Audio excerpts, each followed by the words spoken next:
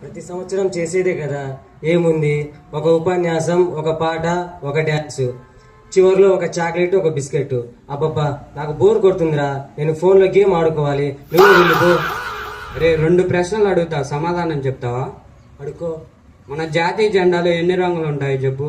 జాతీయ జెండాలు 3 రంగులు ఉంటాయి అనుకుంటా. ఒక రెడ్, ఒక బ్లూ, ఇంకేదో. కాదురా, కాషాయం, తెలుపు, ఆకుపచ్చ. సరే, రెండవ ప్రశ్న, జై హింద్ అంటే ఏమిటి? జై హింద్ అంటే తెలియదా? Just enjoy holiday. తప్పు తప్పు. జై హింద్ అంటే భారత్ మాతాకి జై. మీరెవరు? 1942 బ్రిటిష్ వారి యుద్ధంలో నా చేతులు ఇరిగాయి, కానీ నేను ఆ తిరుమల పతాకాన్ని కింద పడినివ్వలేదు. నువ్వు 5 నిమిషాల పాటు కార్యక్రమానికి రాలేవా?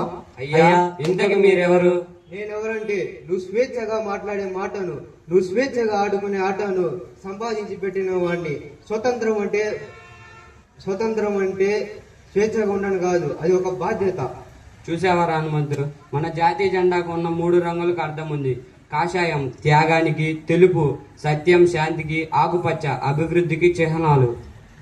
నన్ను క్షమించురా కౌశిక్, ఇప్పటి నుండి నేను కూడా జెండాకు వందనం చేస్తాను. నువ్వే కాదురా, ప్రతి ఒక్కరూ జెండాకు వందనం చేయాలి.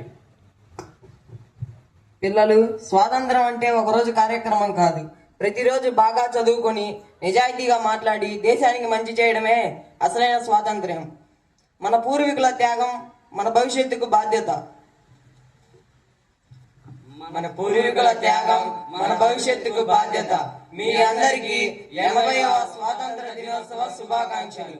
జై హింద్. భారత్ మాతాకి జై.